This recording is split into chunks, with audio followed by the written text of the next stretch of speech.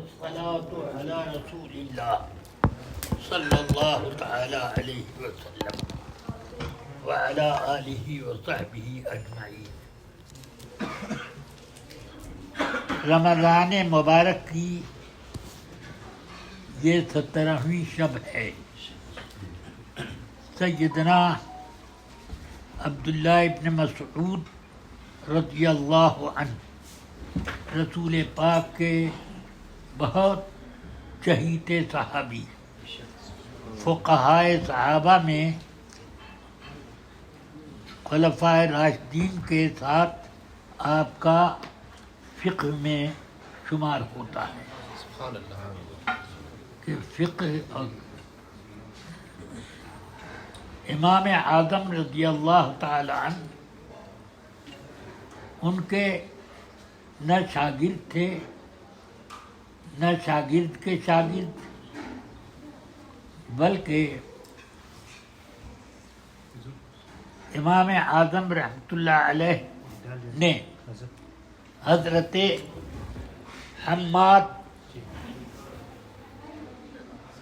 ابن ابی سلیمان جو کوفے کے سب سے بڑے فقیہ تھے ان کے شاگرد، وہ شاگرد ہیں حضرت امام ابراہیم نخعی رضی اللہ عنہ کے، جو فقہاء تابعین میں شمار ہوتے ہیں۔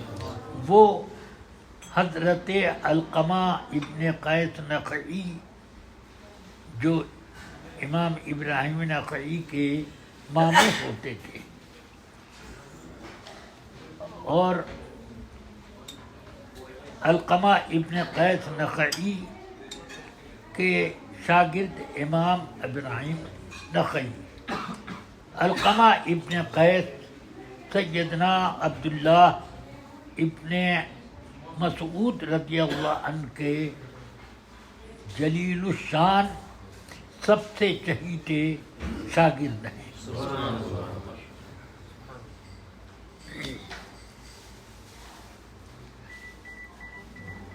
اب اس میں اگر زیادہ کچھ تعارف کراؤں تو بات لمبی ہو جائے گی، اس لیے میں سیدنا عبداللہ ابن مسعود کے بارے میں رسول پاک کا ایک لفظ بیان کر دیتا ہوں۔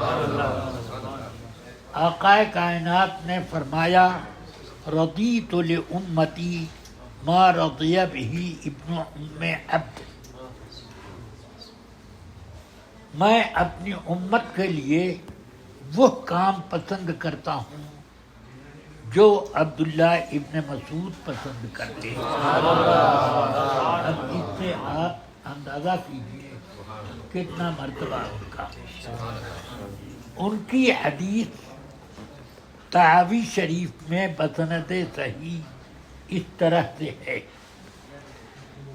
فرماتے ہیں کہ لیلۃ القدر لیلۃ صبیحتها صبیحۃ بدر، شب قدر وہ رات ہے جس کی صبح کو جنگ بدر ہوئی۔ جنگ بدر 17 رمضان کو ہوئی، اور اس جنگ نے اسلام کی شوکت اور ہیبت پورے عرب پر قائم کر دی۔ 306 سے لے کر 318 تک صحابہ کا ذکر ملتا ہے کہ اس میں شریک ہوئے تھے۔ اس میں سب جنگ میں مصروف نہیں تھے، کچھ مریضوں کے علاج کے لیے بھی تھے، یعنی جو زخمی ہوئے مرہم پٹی، کچھ پانی پلانے، کچھ دشمنوں کے حالات کی نگرانی کرنے کہ وہ لوگ کیسے چل رہے ہیں، ان سب باتوں کے لیے بھی تھے وہ لوگ۔ تو اس بدر کا واقعہ بھی 17ویں رمضان کو، سبحان اللہ، روزہ رکھ کر کے ان مجاہدین نے کیا کام کیا؟ آج تک بدر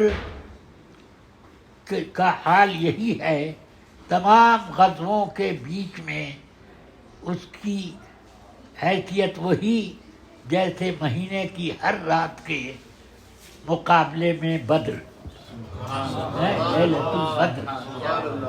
تو یہ سیدنا عبداللہ ابن مسعود فرماتے ہیں کہ لیلۃ القدر وہ رات ہے جس کی صبح کو جنگ بدر ہوئی۔ تو اس اعتبار سے سیدنا عبداللہ ابن مسعود رضی اللہ عنہ فرما رہے ہیں کہ شب قدر وہ ہے کہ جس کی صبح کو جنگ بدر ہوئی، یعنی 17ویں رات۔ سمجھ میں آئی بات؟ تو اس لیے اس رات کی سیدنا عبداللہ ابن مسعود رضی اللہ تعالیٰ عنہ کے فرمان کے مطابق خوب قدر کرنی چاہیے۔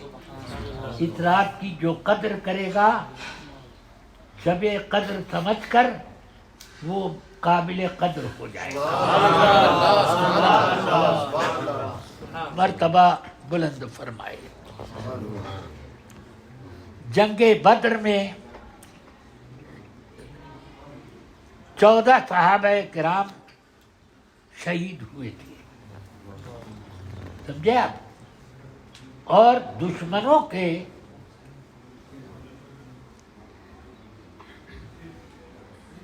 70 مقتول ہوئے، 70 گرفتار ہوئے۔ سمجھ میں آئی بات؟ ادھر 1000 اور ادھر 300 چند۔ ان میں بہت سے لوگ جنگ میں مصروف نہیں تھے، بلکہ زخمیوں کی مرہم پٹی، پانی میں پلانا، یہ وہ سب خدمت، سب یہ بھی کام تھا، کیونکہ جنگ کے بیچ میں یہ سب کام ضروری ہوتا ہے۔ اب اس جنگ میں سب سے پہلا مقابلہ یوں ہوا کہ عتبہ، شیبہ، ربیعہ یہ تینوں آئے مقابلہ کرنے کے لیے، اور کہا کہ ہے کوئی ہم سے لڑنے والا؟ تینوں، یہ تینوں ایک خاندان کے ہیں، عتبہ ابن شیبہ، ربیعہ ابن شیبہ، تینوں۔ سمجھ میں آیا؟ ایک 2 بیٹے ہیں اور ایک باپ، یہ 3 پہلوان آئے۔ تو جھٹ سیدنا علی مرتضیٰ کرم اللہ وجہہ الکریم، سیدنا امیر حمزہ رضی اللہ تعالی اور سیدنا عبیدہ ابن حارث، عبیدہ ابن حارث یہ رسول پاک کے چچا کے بیٹے ہیں، حارث ابن عبد المطلب کے بیٹے ہیں۔ رسول پاک کا نسب عبداللہ ابن عبد المطلب پہ ہے، اور یہ عبیدہ ابن حارث ابن عبد المطلب۔ یہ تو گویا کہ ایک گھر کے وہ اور ایک گھر کے ادھر، ایک رسول پاک کے چچا ہیں، ایک رسول پاک کے چچا زاد بھائی ہیں، اور ایک اور بھی چچا زاد بھائی عبیدہ ابن حارث ہیں۔ سب رسول پاک کے گھر کے 3، اور وہ 3 ایک گھر کے اور یہ 3 ایک گھر کے۔ اور انہوں نے جب للکارا تو تینوں لپک پڑے اور حملہ کر دیا، تینوں نے ایک ایک پر۔ اس میں حضرت عبیدہ ابن حارث شہید ہوئے، سب سے پہلے شہید رسول پاک کے چچا زاد بھائی. سمجھ میں آئی؟ سب سے پہلی قربانی رسول پاک کی گھر کی شہادت میں. سمجھ میں آئی بات؟ ہاں. اور انہوں نے عتبہ اور شیبہ کو نہیں، ربیعہ اور شیبہ کو حضرت علی اور حضرت امیر حمزہ رضی اللہ عنہما نے مار گرایا. عتبہ نے حضرت عبیدہ ابن حارث کو شہید کر دیا. اتنے میں حضرت حمزہ اس کو قتل سے فارغ ہوئے، دیکھا کہ ارے میرا بھتیجا شہید ہو گیا. بس ایک لپک کے ایک تلوار ماری، عتبہ کو وہیں ڈھیر کر دیا. قرآن مجید کی ایک آیت انہی تینوں کے بارے میں بخاری شریف میں حضرت سیدنا علی مرتضیٰ کرم اللہ وجہ الکریم اور حضرت ابو ذر غفاری رضی اللہ عنہما سے یہ روایت ہے کہ حضرت علی کہتے ہیں ارا اول من یجسو بین یدی الرحمن، میں رب قدیر کے سامنے قیامت میں سب سے پہلا اپنا مقدمہ لے کر آؤں. ہاں تو ان کے بارے میں انہوں نے قرآن مجید کی وہ آیت پڑھی جو ان تینوں کے ادھر کے تین ادھر کے تین. ان کو ھذان خصمان اختصموا فی ربہم. تو حضرت علی کہتے ہیں ان تینوں کے خلاف سب سے پہلے میں اللہ کے حضور اپنا مقدمہ پیش کروں کہ یہ اسلام کے خلاف یہ تینوں آئے تھے. سمجھ میں آیا؟ اور ہم تینوں نے ان کا مقابلہ کیا، سب سے پہلا مقابلہ. سمجھ میں آئی بات؟ تو اس طرح یہ جنگ بدر سیدنا ابن مسعود رضی اللہ عنہ کے کہنے کے حساب سے شب قدر کی صبح کو ہوئی. سمجھ میں آئی؟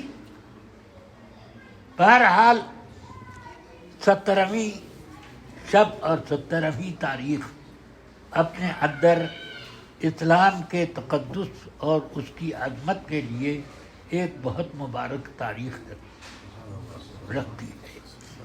اللہ تبارک و تعالی ہم سب کو اس رات کے فیض و برکات سے مالا مال فرمائے.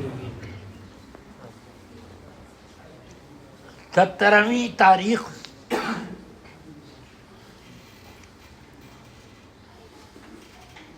کے بارے میں یہ کہ اسی رات کی صبح جنگ بدر ہوئی. رسول اکرم صلی اللہ علیہ وسلم نے اللہ سے دعا کی، سجدہ میں گر ہوئے، سجدہ ریز ہوئے اور اس میں بہت دعا گر گرا کر کرتے رہے، یہاں تک کہ اس میں دعا کے اخیر میں یہ کہا اللہم ان شئت لم تعبد. اے اللہ اگر تیری بے نیازی یہی ہے کہ سب ہم ختم ہو جائیں تو قیامت تک تیری عبادت نہیں ہوگی. کون عبادت کرنے والا؟ رسول پاک کے بعد عبادت کرانے والا کون آئے گا؟ آپ ہی تو آخری ہیں. تو اس لیے آپ نے فرمایا ان شئت لم تعبد، اس دعا سے یہ بھی پتہ چلا کہ رسول پاک کو اس موقع پر خوب معلوم تھا کہ میں آخری نبی ہوں. سبحان اللہ سبحان اللہ سمجھ میں آئی بات؟ ہاں. سبحان اللہ. اور آیت تو خاتم النبیین کی بہت بعد میں اتری ہے، مگر یہ رسول پاک صلی اللہ علیہ وسلم کو اس کا علم بہت پہلے تھے. خیر، سید کائنات صلی اللہ علیہ وسلم نے جب یہ جملہ کہا ان شئت لم تعبد، تو حضرت ابو بکر صدیق نے یہ دعا سن لی. رسول پاک سجدے میں تھے، بازو پکڑ لیے اور اوپر کھینچ کے اٹھایا. حسبک، بس یہ دعا پوری ہو گئی، کافی ہو گئی دعا، یعنی اب فتح ہماری مقدر ہو گئی. آپ نے جو دعا کر دی یہ فتح کی تمہید ہے. اور چنانچہ سیدنا جنگ بدر میں سیدنا ابو بکر صدیق رضی اللہ تعالی عنہ رسول پاک کی حفاظت کا اکیلے انتظام کر رہے تھے.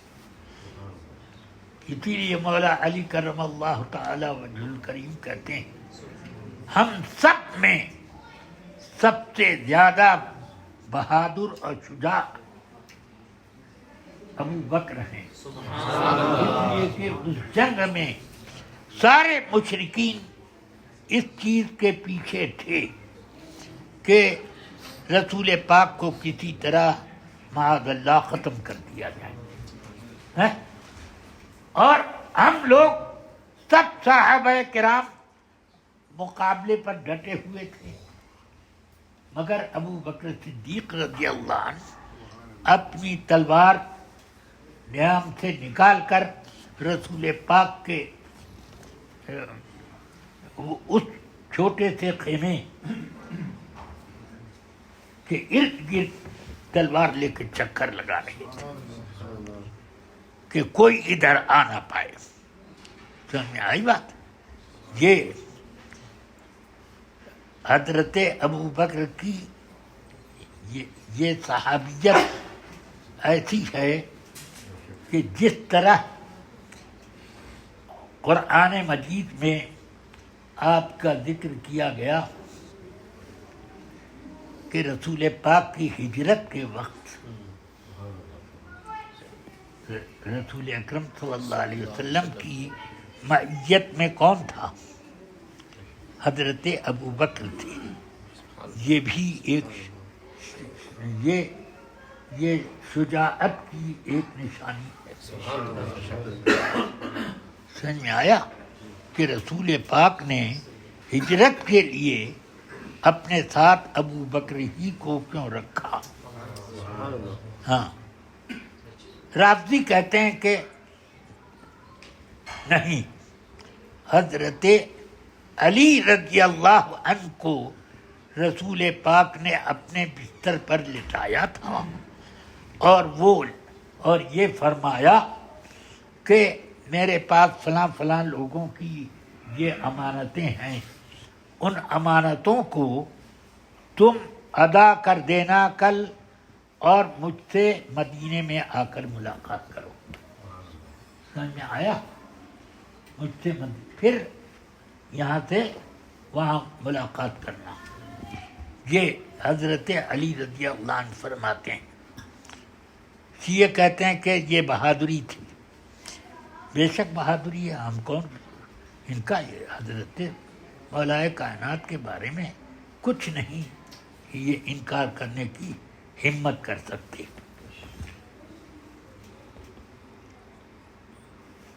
وہ کہتے ہیں رافضی کہ سارا کفار کا مجمع رسول پاک کے گھر کا گھیراؤ کیے ہوئے تھا اور رسول پاک اپنی جگہ پر حضرت علی کو لٹا کر کچھ آیتیں پڑھ کر کنکری تھی، پھونکا اور یوں اڑا دیا ان لوگوں کی طرف.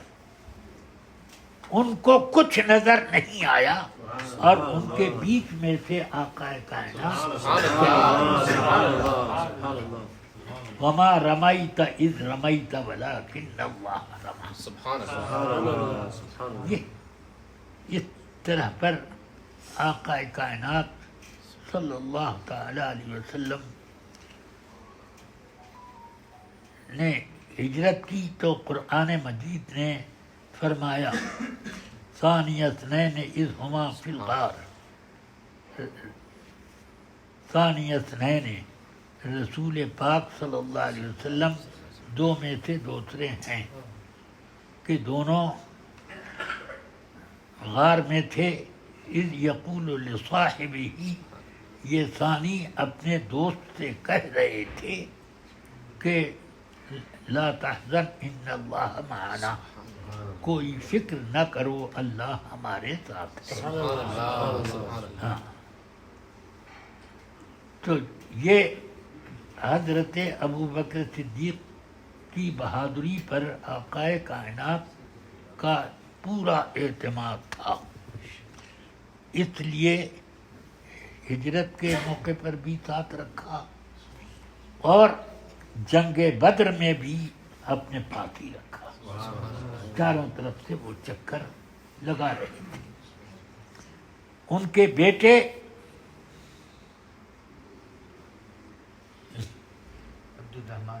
عبد الرحمن ابن ابی بکر، یہ کافروں کے ساتھ آئے تھے. انہوں نے ابھی اسلام قبول نہیں کیا تھا. انہوں نے وہ گرفتاروں میں وہ بھی گرفتار ہوئے. 70 گرفتاروں میں وہ بھی ایک تھے، ابو بکر صدیق کے بیٹے عبد الرحمن. جب وہ آزاد ہوئے، اسلام قبول کر لیا انہوں نے، تو کہتے ہیں ایک روز حضرت ابو بکر سے کہ ابا جان، بدر میں ایک موقع ایسا آیا کہ میری تلوار کے نشانے پر آپ آ گئے. میں نے چاہا کہ آپ پر تلوار چلاؤں، پٹ سے میرے دل میں آیا کہ باپ ہیں، ذرا رعایت کرو، اس لیے میں نے تلوار واپس کر لی.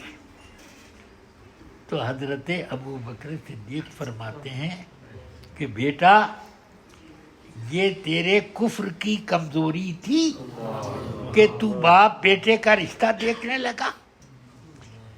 اگر تو میری تلوار کی زد پر آ جاتا تو میں باپ بیٹا کا رشتہ نہیں دیکھتا، رسول پاک کا دشمن دیکھ کر کے تیرے اوپر تلوار چلا دیتا.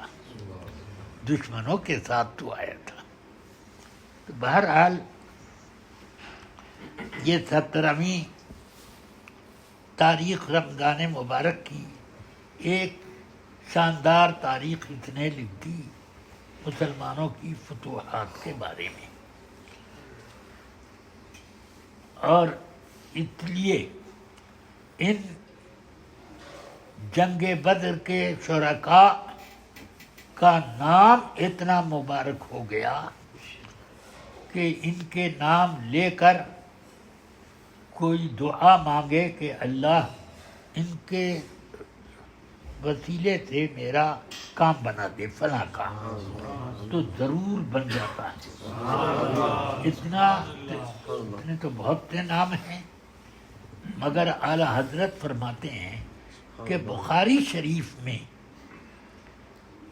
باب و تسمیت من سمی من اہل بدرین فی ھذا الجامع، اس باب کو پڑھ لے، اس میں کہ بخاری شریف کی شرط پر جو حدیثیں ہیں ان میں جو نام آئے ہیں وہ 83 نام ہیں. سمجھ میں آیا؟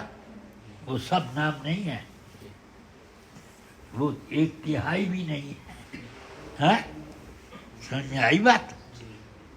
تو یہ فرماتے ہیں اعلی حضرت، اس باب کو پڑھ کر دعا مانگو ضرور قبول ہو۔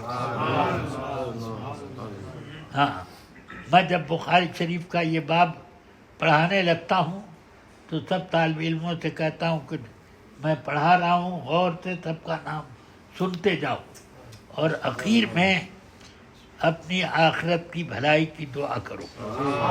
ہاں، اور میں بھی دعا کرتا ہوں، سب دعا کرتے ہیں میرے ساتھ جو جماعت کے طلبہ ہوتے ہیں۔ تو اس طرح بہرحال یہ 17 تاریخ کو جو لوگ اس جنگ میں شریک ہوئے ان کے بارے میں تمام امت کا اجماع ہے کہ سب سے اعلیٰ درجے کے صحابہ بدر کے صحابہ، یعنی صحابی تو تمام صحابی اس درجے میں ہیں کہ ان کے برابر کوئی غیر صحابی ہو ہی نہیں سکتا۔ کتنا ہی بڑا پرہیزگار، کتنا ہی بڑا ولی، کتنا ہی مقدس اس کو مرتبہ اور منصب مل جائے، مگر اللہ نے یہ منصب جو بدر کے صحابہ کو دیا ہے یہ ان کے ہی ساتھ سمجھ میں آیا؟ سارے صحابہ میں سب سے اونچا درجہ ان کا۔ اسی لیے جب حضرت امیر المومنین عمر فاروق رضی اللہ تعالیٰ تمام صحابہ کے لیے وظیفہ مقرر کرنے لگے کہ صحابہ کو سالانہ وظیفہ دیا جائے ان کی خرچی کے لیے، سمجھ میں آیا؟ یہ بیت المال سے یہ ان کو وظیفہ دیا جائے کہ ان کا گزر بسر اس پر ہو، اور ان لوگوں کو اتنی فرصت مل جائے کہ کھانے روزی کمانے کی الجھن نہ رہے، تو وہ دین پھیلائیں گے۔ تو ان صحابہ کو، سب صحابہ کو جتنے تھے وظیفہ مقرر تھا، سمجھ میں آیا؟ ان صحابہ میں فرمایا لأفضلن اہل بدر، کہ میں تمام صحابہ پر اہل بدر کو فضیلت دوں گا۔ 4,000 درم ان لوگوں کا وظیفہ مقرر ہوا، باقی لوگوں کا 3,000۔ ہاں، بدریوں کا وظیفہ سب سے زیادہ مقرر کیا انہوں نے۔ یہ اس لیے تھا کہ دین کے پھیلانے میں صحابہ بے لوث لوگ، ان کو اپنی کوئی پرواہ نہیں، بس گزر بسر ہو گیا کافی ہے، یہ باقی زندگی دین پھیلانے کی۔ صحابہ کا یہی عمل ہے جو ہم لوگ دنیا کے کونے کونے میں نظر آتے ہیں، سمجھ میں آیا؟ ان لوگوں نے کہاں کہاں پہنچ کر کے دین نہیں پھیلایا ہے؟ وہ ترکی گئے، چائنا گئے، ادھر ہندوستان وغیرہ میں، اور کولمبو، اور اس کے علاوہ کہاں کہاں صحابہ کرام نے چند کشتیوں میں، چند ٹوٹی پھوٹی کشتیوں پر سواری کر کے کہاں کہاں کا انہوں نے سفر کیا، اور اس طرح دین کو پھیلاتے رہے۔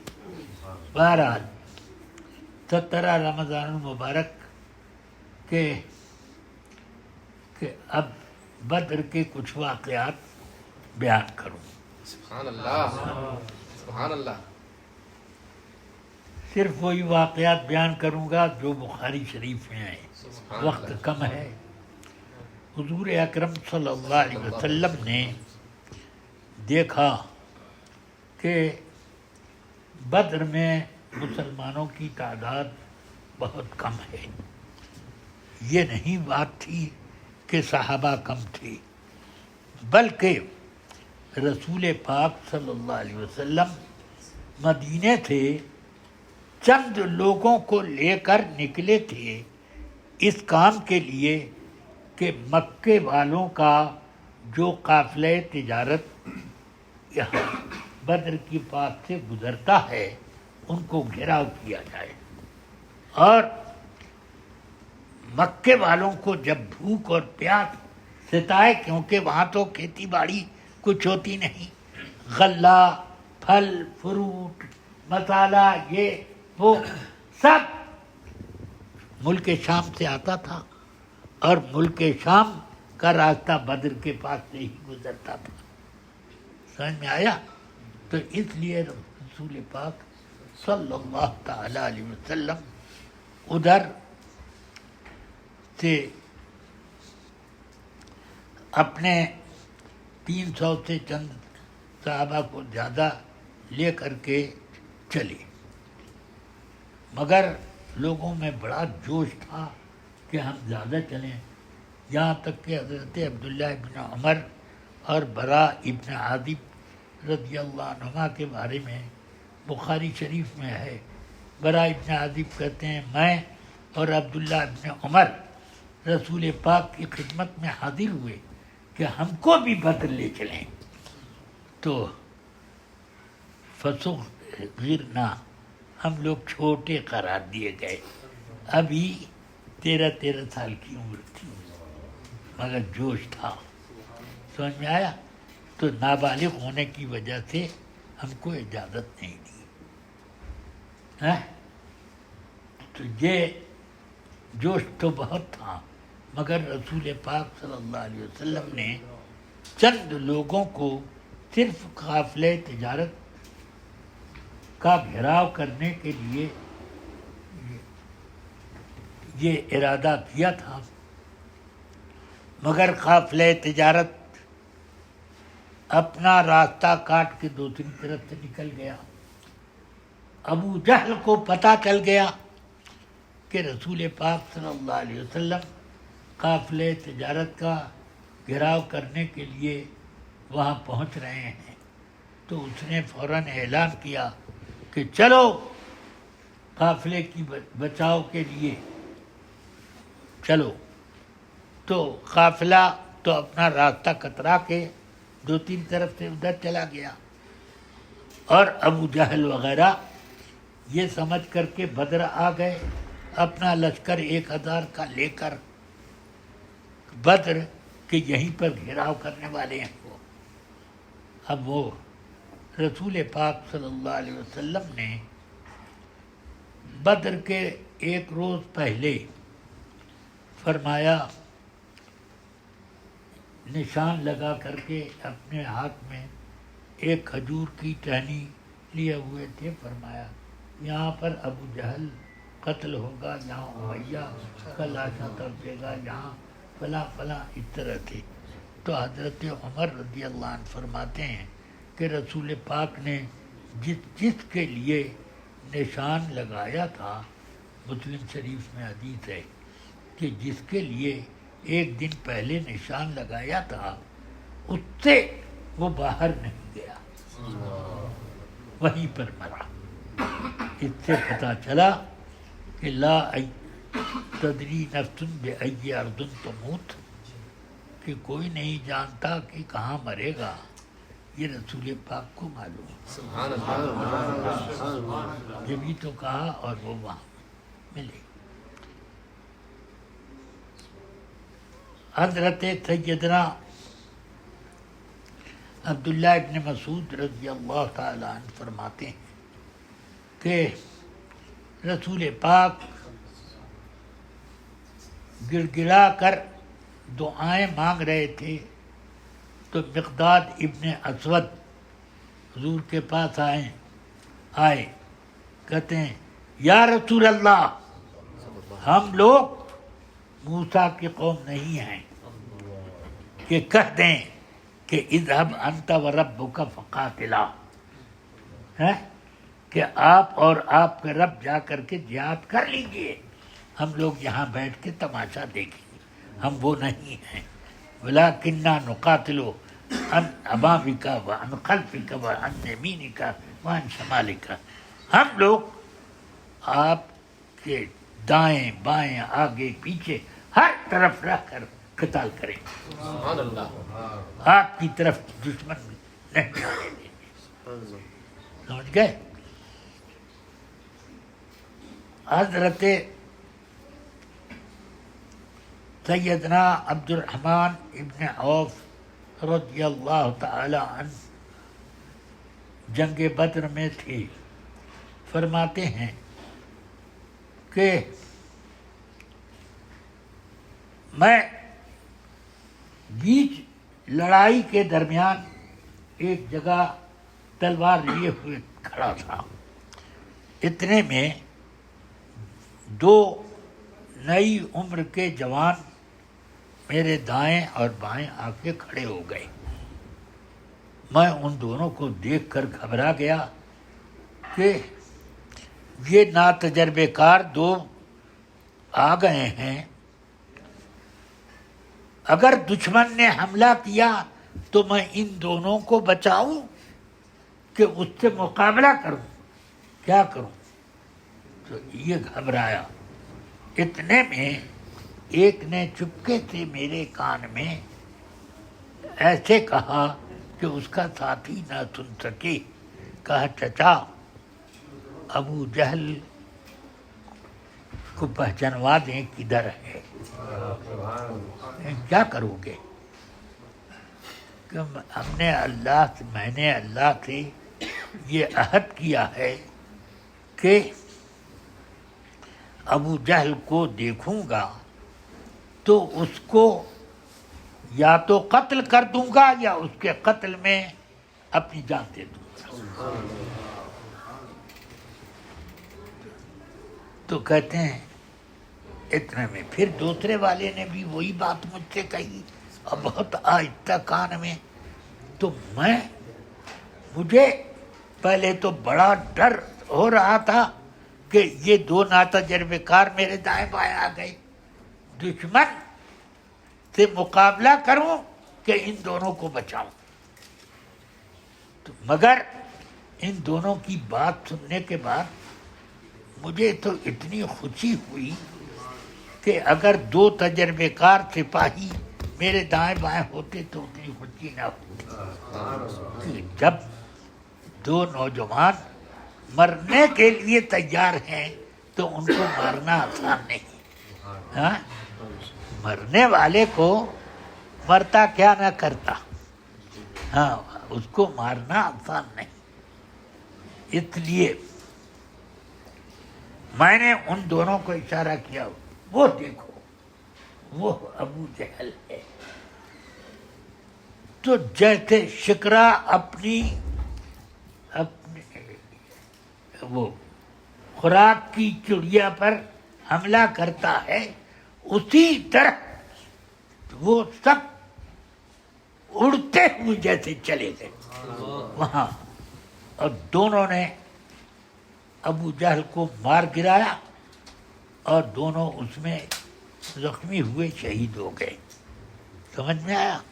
ہاں، تو اس سے اندازہ کریں کہ کیسا جوش تھا صحابہ کرام میں رسول پاک کے قدموں میں جان نثار کرنے کا۔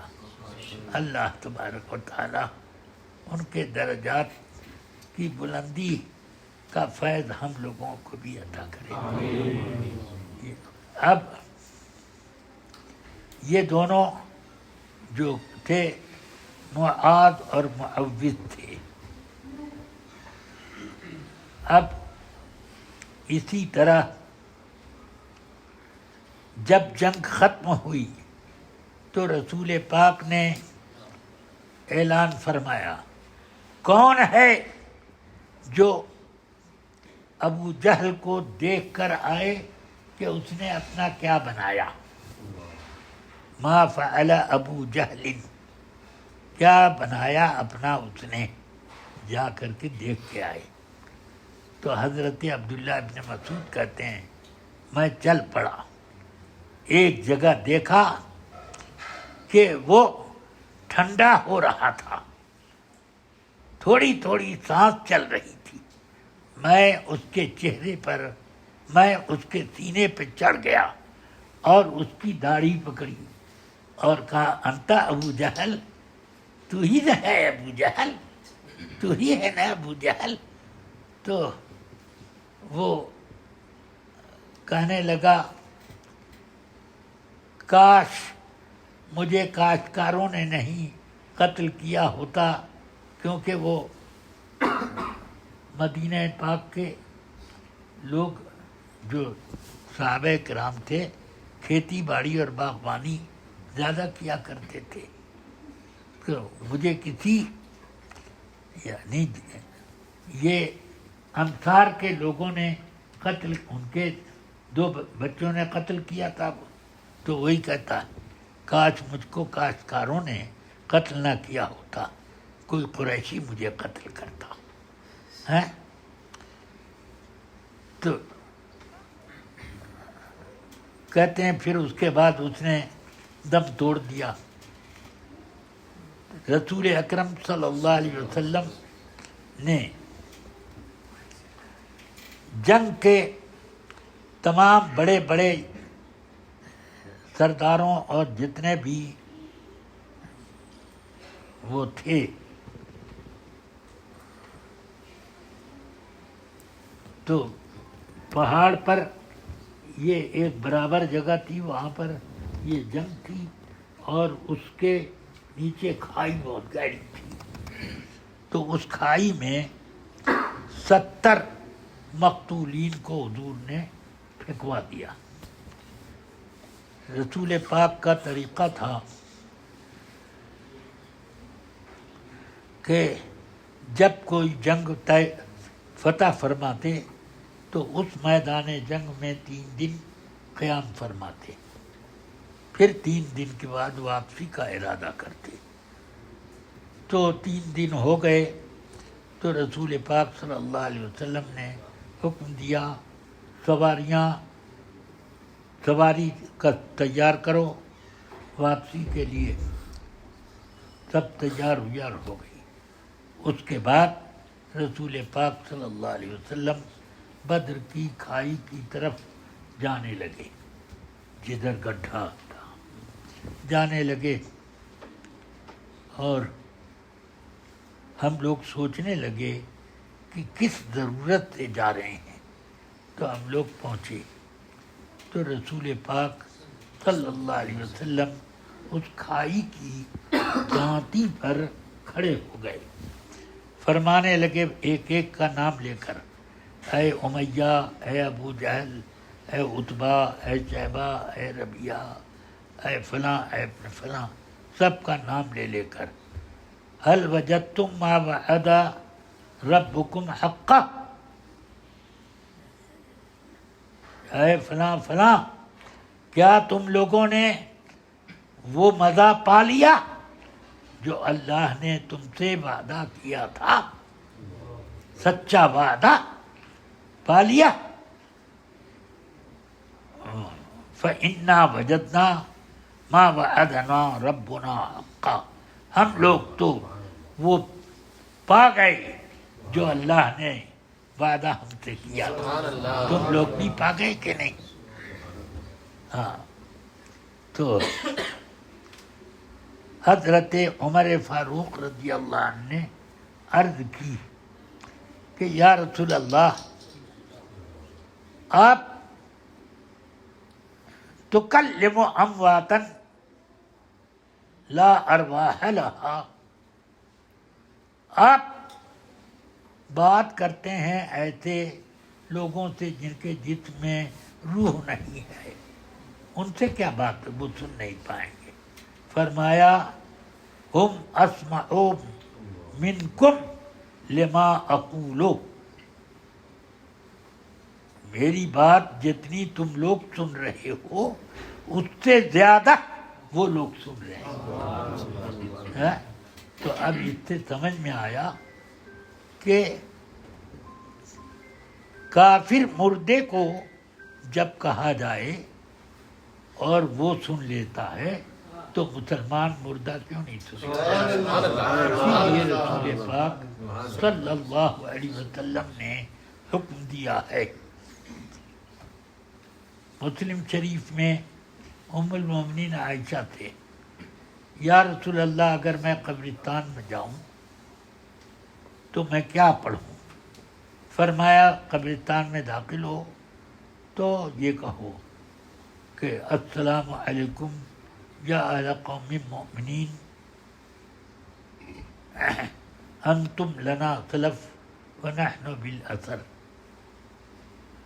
اے مومنین کی قوم کے لوگوں، تم سب پر سلام ہو،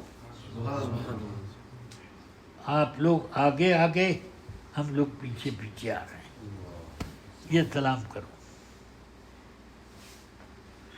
بہرحال سلام کرنے کا حکم جو رسول پاک نے دیا کہ قبرستان، مسلمانوں کے قبرستان میں جاؤ تو یہ سلام کہو، اس کا مطلب یہ ہے کہ مردے، مسلمان مردے سنتے ہیں۔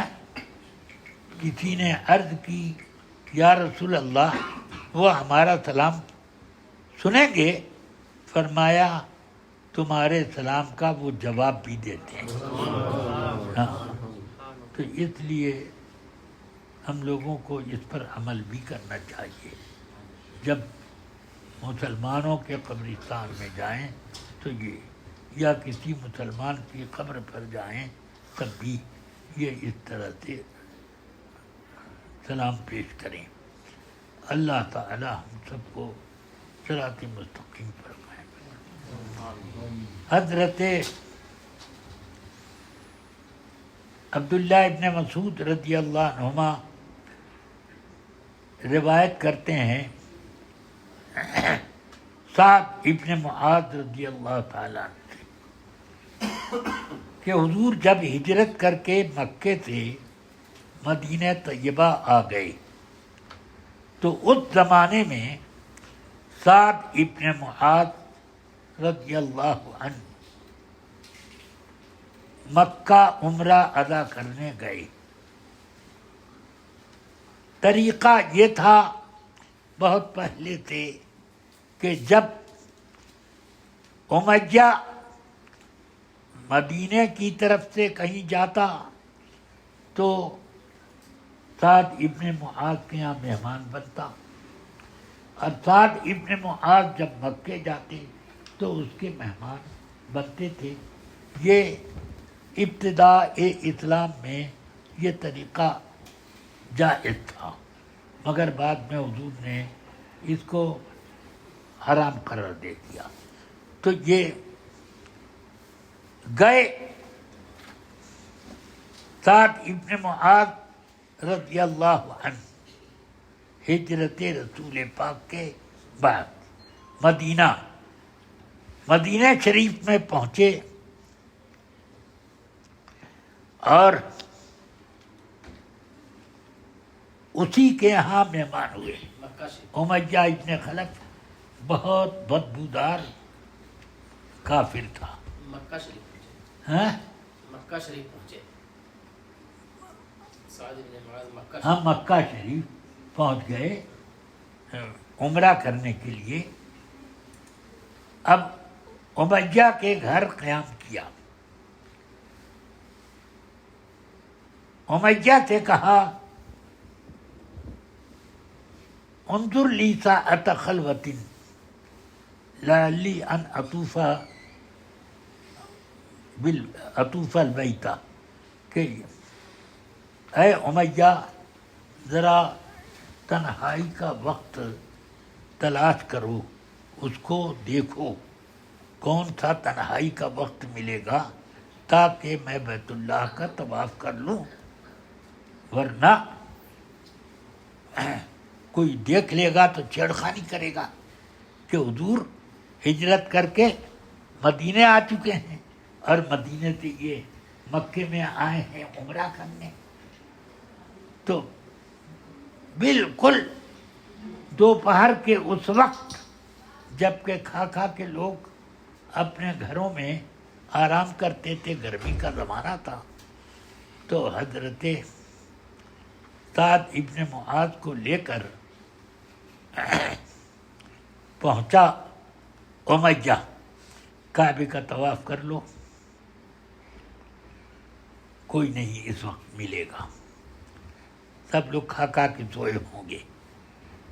پہنچے، طواف کے بیچ میں ابو جہل کہاں سے آ گیا؟ تو ابو جہل نے کہا اے امیہ، یہ کون ہے تمہارے ساتھ؟ تو یہ سعد ابن معاذ ہیں۔ تو اب سعد ابن معاذ کی طرف متوجہ ہوا ابو جہل، کہنے لگا اے سعد، بڑے اطمینان کے ساتھ تم بیت اللہ کا طواف کر رہے ہو، اگر ابو صفوان کے ساتھ نہ ہوتے تو تم گھر نہیں جا سکتے تھے، ہاں یعنی تمہیں یہیں قتل کر دیا جاتا۔ تو انہوں نے کہا کہ اے ابو جہل، اگر تو ہمیں بیت اللہ سے روکے گا تو ہم لوگ اس سے زیادہ پریشان کن چیز تمہارے لیے پیدا کریں گے، ہماری ہی طرف سے تمہاری تجارت کا راستہ ہے کہ ملک شام سے سامان کھانے پینے کا ہماری ہی طرف سے آتا ہے، ادھر سے ہم تمہارا راستہ بند کر دیں گے۔ تو امیہ نے کہا سعد، ارے ابو الحکم سے ذرا سنبھل کے بات کرو، یہ اس وادی مکہ کا سردار ہے۔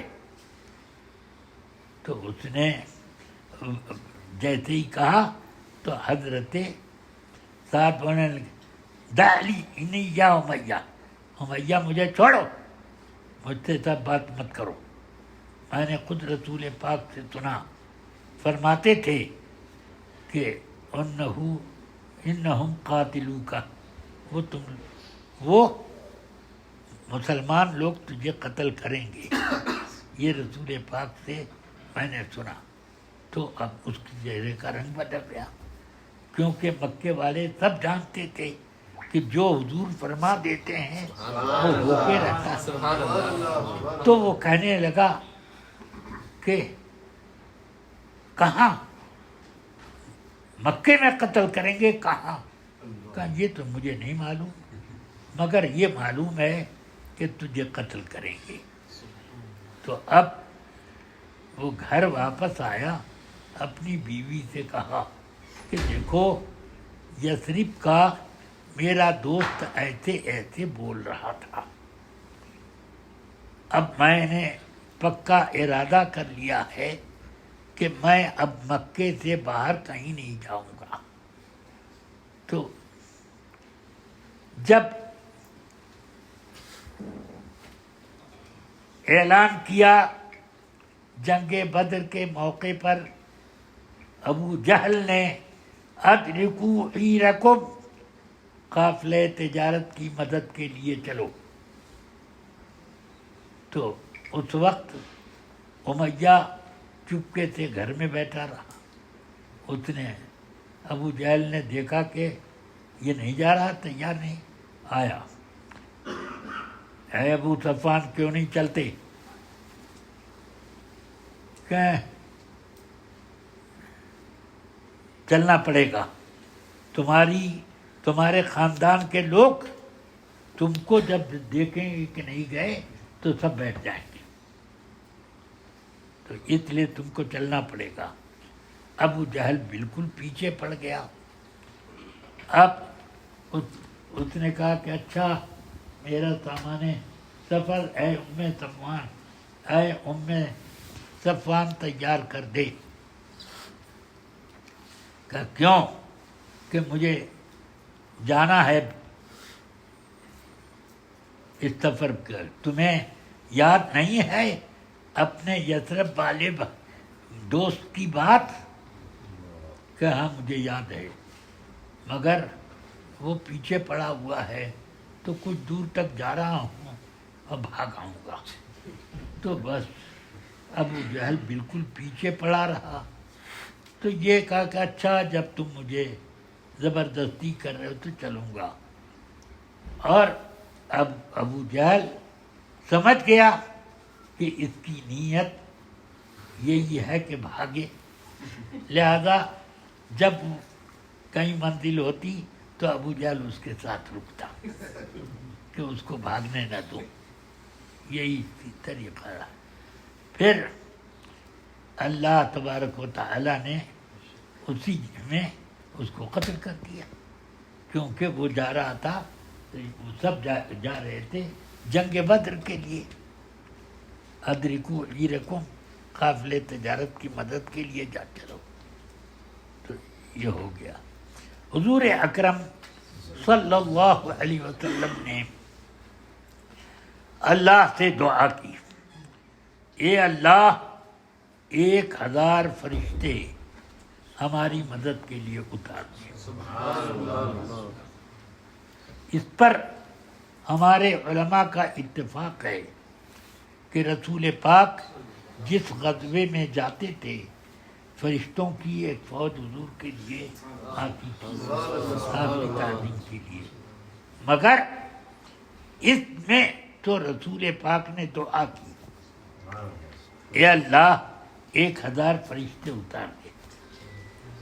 تو اللہ تعالی نے فرمایا نمدکم بألف من الملائکہ، 1000 فرشتے ہم دیں گے۔ تو اتارا، مردفین سب آگے پیچھے چلے آئیں گے۔ پھر 2000 اور بڑھا دیے، کتنے ہو گئے؟ 3000۔ پھر 2000 اور بڑھا۔ میرے آقا نے صرف مانگا تھا 1000، مگر اللہ محبوب کی بات کو جب قبول کرتا ہے تو کس شان کے ساتھ کہ انہوں نے مانگا ہے تو ایک مانگا 5 دو، ایک پہلے اتار دیا کہ ان کی بات پوری ہو جائے، پھر 2، پھر 2، اس طرح اترے۔